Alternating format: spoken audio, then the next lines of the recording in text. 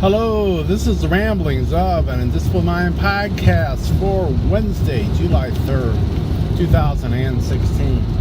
As of this recording, Sierra is still missing. So I was listening to the Scott Sigler A Light podcast novel, and I've read the book, so I've read the book, and now he's going through the novel, so I'm enjoying the kind of re-listen to the story again. And something really hit me this morning listening to it, because there was a scene where you had this young lady who's pregnant, and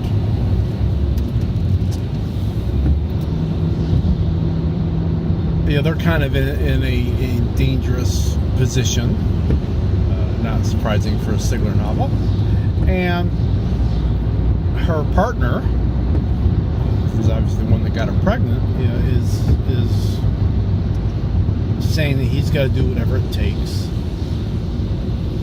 to keep the pregnant woman safe. And the main character, M, thinks to herself, there's that word again, because it's come up before. And, she thinks to herself, because they face so many trials and tribulations, and they've got lots more to go, and they don't even know where their next meal's coming from, and it's probably been a day since they've had their last one. And she thinks to herself, is that even a thing anymore? Is that a valid concept? Safe?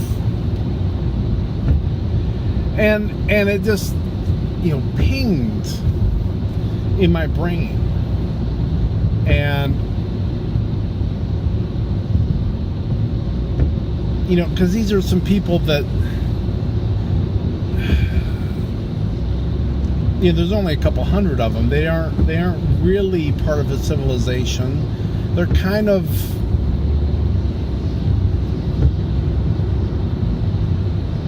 they kind of are, but they kind of aren't. And it's kind of, I don't want to really dive into that story, because that's not the point of what I really want to talk about today. But they're kind of doing their own thing. So they're not really part of a civilization per se. But I just had this thought of that's really kind of the core of what we call civilization. Is this desire for safety. We like to tell ourselves that things are safe, and we will happily delude ourselves into assuming something is totally safe until somebody's experience, be it ours or somebody else, really slaps us in the face and says, no, you're not safe. That's why these terrorist things that happen, 9/11 and some of these other things that occur, the shootings at movie theaters and other places, and the reason why people get so upset about them, even when they don't have somebody that's intimately involved with it as a victim or what have you, is it shatters our illusion of safety, because we like to tell ourselves that things are safe. This car is safe for me to drive. But if I hit that telephone pole I'm driving past here, it's suddenly going to be a heck of a lot less safe. If I'm unfortunate enough to have a car where something has gone wrong, it's a lot less safe. If I'm driving at freeway speeds and I get a tire blown out, it's a lot less safe. Not a whole heck of a lot I can do about that, other than make sure I'm not driving on really crappy tires. And I think so. I really feel like, and if we think back to less civilized times, like I don't know, the Old West or whatever, things were, or medieval England, or China in the time of the Mongols, and things of that that time. It was an unsafe time. I mean, look at Game of Thrones. Unsafe. Now, they do have a certain level of civilization, but only a certain level. And I feel like civilization grows, the safer the people feel. So, I'll stick with Game of Thrones for a minute. So you got the land of Westeros, and you've got these little pockets of civilization here or there. But, like King's Landing, which is the big city, away from most of the dangers, that's the political center of the capital, and people feel the most safe there. That is kind of where everything's happening. You could, same thing with medieval England. London was much safer than, being out in Scotland maybe, or out in the middle of Wales.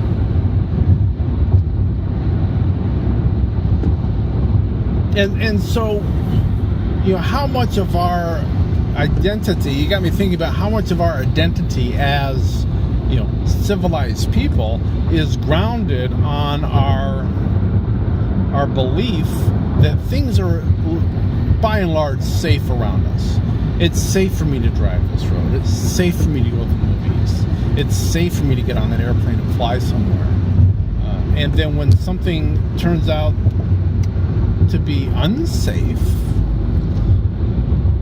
due to whatever, a plane crashes for no good reason. Well, there's usually a good reason, but a plane crash is not due to any malice of anybody, but just because something happens. You still feel unsafe. We had a plane crash here in a number of years ago. I forget when. It's probably in the 90s. Northwest Flight 255. And it turned out to be the pilot hadn't lowered some wing flaps. And we were flying, I think it was like a couple of months. It was enough that they figured out that it was the wing flaps that he had put down. And I was not comfortable, really, on that flight. And I was sitting on the wing, and I was watching for those darn flaps. And so, I think that's one reason why some of these post-apocalyptic things are interesting, because suddenly it's not safe. I mean, if you look at a Mad Max, we had this war, and now it's everybody out for themselves, and there's zero safety. Same thing with like zombie movies. It's probably telling to me that I think it was Day of the Dead, long time ago. And there's this bit in the middle there where the humans have kind of barricaded themselves in a mall, and they're living in the mall, and they're safe. And, that's the part of the movie I like the best. But then, of course, those zombies find a way inside, and suddenly you're not safe, and it all goes to heck. And so I'm kind of wondering what I can do to play with that within my space opera. Because I've got the inner worlds, which are where the seat of the imperial government is, and then I've got the outer. I think I came up this morning with the idea of calling them the hidden stations, or the hidden. I think I'm going to call them the hidden something, because the Imperials can't find them.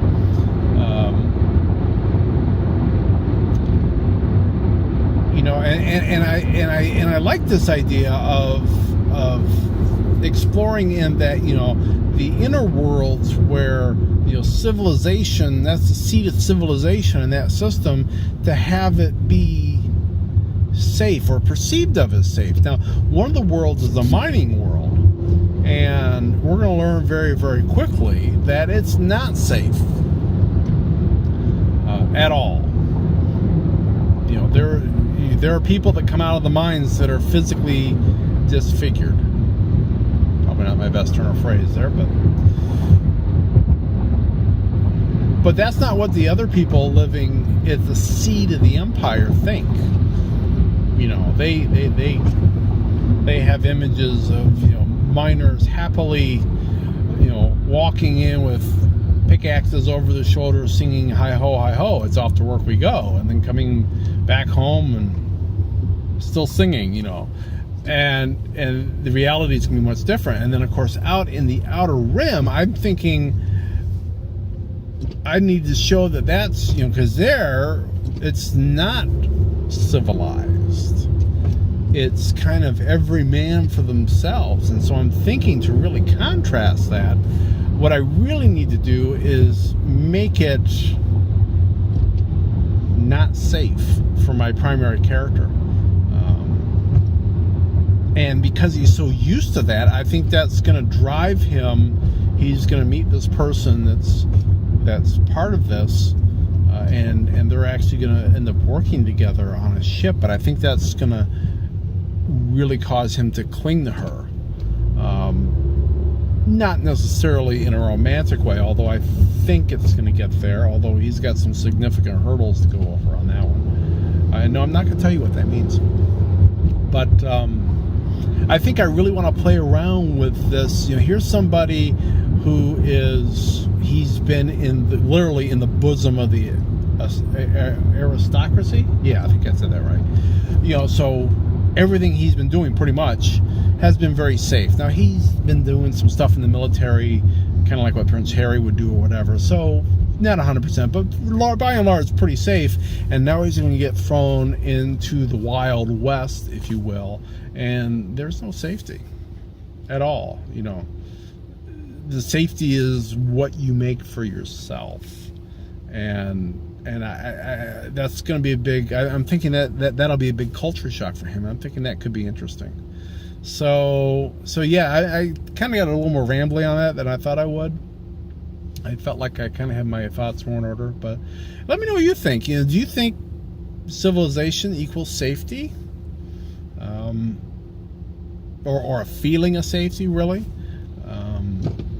Do you think it was possible to be in a medieval fort or something and feel as safe as we do today, or do you think that you know, we have a greater expectation of safety now than they did back then? I tend to think that's the case, but you know, I'm willing to be open to other viewpoints as well. So I think I will let that be that for today. I will be back tomorrow. I'll be talking to you then. So be seeing you.